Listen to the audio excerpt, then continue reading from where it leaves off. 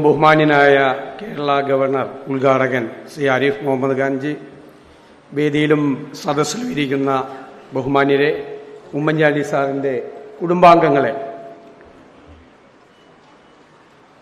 നമുക്കറിയാം വേദനയും നിരാശയും ദുഃഖവും നമ്മുടെ എല്ലാവരുടെയും മനസ്സിലേക്ക് പെയ്തിറങ്ങിയ വേർപാടിൻ്റെ ഒരു വർഷം ഇവിടെ പൂർത്തിയാവുകയാണ്.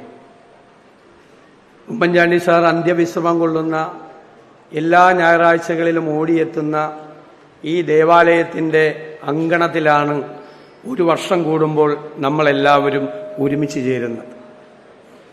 ഞാൻ ഓർത്തത്, സ്വാതന്ത്ര്യ സമരകാലത്ത് കൽക്കട്ടയിൽ നിന്നും പ്രസിദ്ധീകരിച്ച സ്റ്റേറ്റ്സ്മാൻ ദിനപത്രത്തിൽ അതിൻ്റെ എഡിറ്റോറിയലിൽ ഗാന്ധിയെക്കുറിച്ചൊരു വാചകമുണ്ടായിരുന്നു. He put sincerity into politics. അടുത്ത വാചകം അതിനേക്കാൾ തീവ്രമായിരുന്നു. He put cross into the politics. അദ്ദേഹം രാഷ്ട്രീയത്തിൽ കുരിശിനെ ചേർത്ത് പിടിച്ചു എന്നാണ്. ഗാന്ധി ശിഷ്യന്മാരിൽ പ്രമുഖനും വലിയ സുവിശേഷ പ്രചാരകനുമായിരുന്ന സ്റ്റാൻലി ജോൺസ് എഴുതിയ Christ on the Indian Roads എന്ന പ്രസിദ്ധമായ പുസ്തകത്തിലാണ് ഞാൻ ഈ വരികൾ വായിച്ചത്. കുരിശിന്റെ മാർഗത്തിലൂടെ, കുരിശിന്റെ വഴികളിലൂടെ, സഹാനുഭൂതിയുടെ, ആത്മാർത്ഥതയുടെ, സ്നേഹത്തിന്റെ, കാരുണ്യത്തിന്റെ വഴികളിലൂടെയാണ് ഉമ്മൻചാണ്ടി സാറ് യാത്ര ചെയ്തത്. വ്യത്യസ്തമായ വഴികളിൽ. യഥാർത്ഥത്തിൽ സഹാനുഭൂതി എന്ന അർത്ഥം വരുന്ന എമ്പതി എന്നുള്ള വാക്ക് ആദ്യകാലത്തെ ഇംഗ്ലീഷ് നിഘണ്ടുവിൽ പോലും ഇല്ല.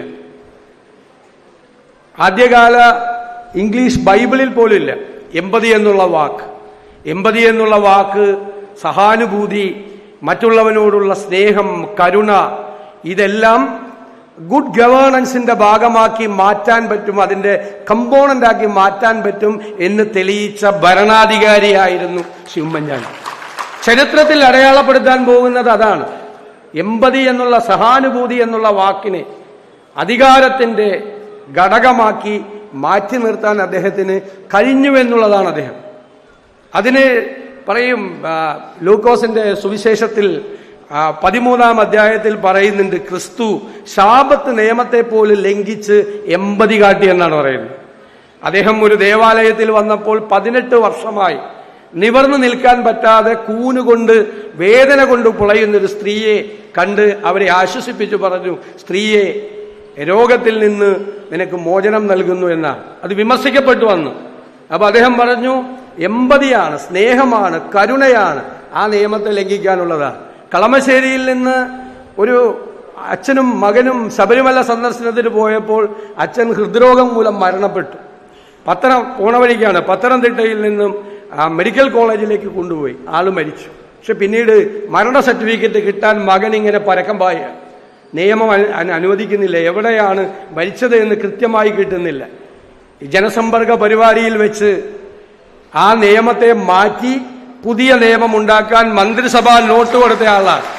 എനിക്ക് ശാബത്ത് നിയമത്തെ ലംഘിച്ച് കരുണ കാട്ടിയ ക്രിസ്തുവിനെയാണ് ഉമ്മൻചാണ്ടിയുടെ നടപടിയിലൂടെ നമുക്ക് ഓർമ്മ വന്നത് എന്ന് നമ്മൾ അറിയണം.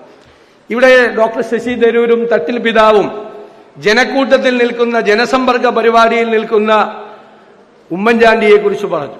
ഞാൻ അപ്പോൾ ഓർത്തത് പുരുഷാരത്തിന്റെ നടുവിൽ നിൽക്കുന്ന ക്രിസ്തുവിനെ കുറിച്ചാണ്. ഞാനപ്പോൾ ഓർത്തതാണ്. മത്തായിയുടെ സുവിശേഷത്തിൽ പറയുന്നുണ്ട്, അവൻ പുരുഷാരത്തെ, ഇടയൻ നഷ്ടപ്പെട്ട ആട്ടിൻകൂട്ടം ചിന്നിയതും ചിതറിയതുമായി നിൽക്കുന്ന കണ്ട് അവരോട് മനസ്സലിഞ്ഞു എന്നാണ്.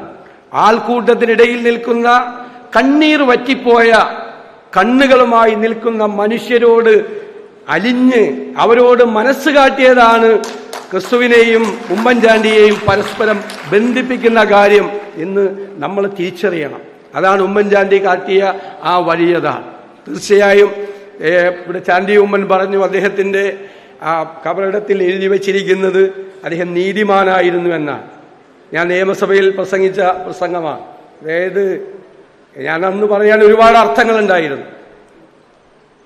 ക്രിസ്തുവിനെ ക്രൂശിച്ചതിന് ശേഷം ശതാധിപൻ, പടയാളികളുടെ ശതാധിപൻ ഇങ്ങനെ പറഞ്ഞു, he was A righteous person. അദ്ദേഹം നീതിമാനായിരുന്നു. ആ വാക്ക് കബറിടത്തിൽ എഴുതി വെച്ചതിന് ഞാൻ കുടുംബത്തോട് പ്രത്യേകമായ നന്ദി പറയുന്നു. എന്നും നമുക്ക് ഓർക്കാൻ ആ നീതിമാൻ കാണിച്ചു തന്ന വഴികൾ, ആ മാർഗം നമ്മുടെ മുമ്പിൽ ഉണ്ട്. അതാണ് ഉമ്മൻചാണ്ടി. ഇന്നലെ എല്ലാവരും ചോദിച്ചു, മാധ്യമപ്രവർത്തകർ, ഉമ്മൻചാണ്ടി ഇല്ലാത്ത ഒരു വർഷം, ഉമ്മൻചാണ്ടി ഇല്ലാത്ത ആ ഒരു വർഷം, നമ്മുടെ മുമ്പിൽ ഇനി വരാനിരിക്കുന്ന വർഷങ്ങളും അദ്ദേഹം കാണിച്ചു തന്ന ആ വഴികൾ, ആ വഴികളിൽ പ്രകാശഗോപുരം പോലെ തെളിഞ്ഞ മാർഗം നമ്മുടെ മുമ്പിൽ ഉണ്ട് എന്നുള്ള നമ്മുടെ ബോധ്യമായിരിക്കും നമ്മളെ നയിക്കുന്നത് എന്ന് മാത്രം വിനയപൂർവ്വം പറഞ്ഞുകൊണ്ട് ആ വലിയ മനുഷ്യന്റെ ഓർമ്മകളിൽ ആദരവുകൾ അർപ്പിച്ചുകൊണ്ട് ഞാൻ നിർത്തും.